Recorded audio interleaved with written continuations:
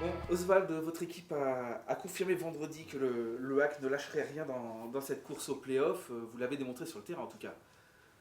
Oui, bah, de toute façon, c'est ce qu'on répète depuis des semaines, même dans les périodes où c'était un peu plus compliqué. On a de cesse de répéter qu'on se doit de jouer le championnat jusqu'au bout, de donner le meilleur de nous-mêmes et de faire des vrais matchs. Il n'est pas question de galvauder quoi que ce soit. On est dans une compétition, il y a des équipes qui ont des enjeux pour l'accession, d'autres qui ont des enjeux pour le maintien en Ligue 2. Donc on fait partie des acteurs de cette Ligue 2. On se doit de faire le maximum à chaque match. Mhm.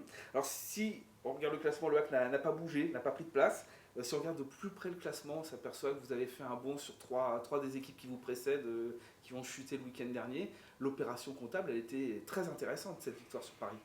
Oui, alors il y a effectivement la place, ce qui est quand même important, parce qu'il y a des équipes derrière, enfin devant nous, qui sont plus proches en termes de points, mais qui restent devant, donc il y en a plusieurs à rattraper.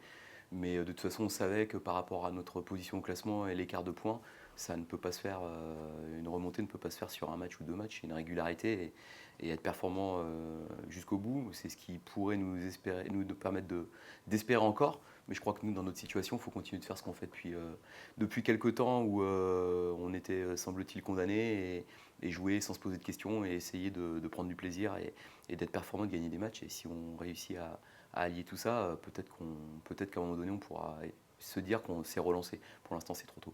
Alors cette prochaine étape pour se relancer, ça va se passer à Auxerre mardi. Voilà, une équipe d'Auxerre qui a subi en tout cas un mois de mars un peu catastrophique avec 4 défaites. Là, il reste sur un mois d'avril un peu meilleur avec notamment une victoire vendredi contre Sochaux 1-0. Voilà, il ne faut pas oublier qu'Auxerre aura un maintien à jouer, donc ce ne sera pas un match dénué d'enjeux de leur côté non plus. C'est vrai qu'Auxerre, sur le début de saison, faisait partie des équipes qui semblaient pouvoir prétendre à l'accession ou en tout cas aux 5 premières places parce qu'ils ont, voilà, de la vie de tous, un effectif bâti pour cela et l'histoire du club, puis les installations. Enfin, en tout cas, Ça fait 2 ans, c'est c'est la deuxième voilà, saison c'est qu'on la les voit deuxième dans le top saison. 5. Maintenant, ça montre que c'est très difficile, que c'est un championnat qui est difficile. Et voilà, maintenant, sur leur forme actuelle, il me semble qu'ils ont relevé quand même la tête parce qu'ils ont, depuis le changement d'entraîneur, depuis que Cédric a repris l'équipe, ils ont su accrocher Metz à domicile en faisant un très bon match où ils n'ont pas été inquiétés. Ils auraient mérité d'aller gagner à Niort parce qu'ils ont quand même assez largement dominé le match. Et là, ils viennent de l'emporter sur leur terrain dans un match très important contre Sochaux. Donc voilà, je pense qu'ils ont d'abord et surtout retrouvé une solidité défensive sur les 3 derniers matchs. Ils ont su garder leur cage inviolée.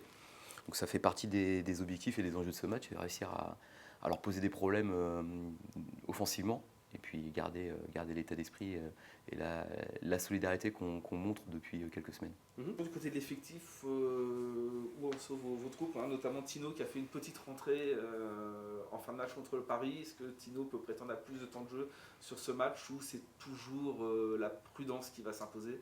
Bah, disons que là, on est dans une autre période le concernant. Il y a eu effectivement des mesures de prudence le concernant, avec une reprise progressive, un petit temps de jeu, même si je pense qu'il a joué presque une demi-heure quand même. Mais puis après, il y a l'aspect performance. On a vu que dans sa rentrée, c'était un peu compliqué sur certaines situations, ce qui est logique. Donc on espère que ce gain de quelques jours et cette rentrée va lui permettre de remonter en régime jusqu'à la fin de la saison. Donc oui, il peut faire partie des plans et jouer un peu plus.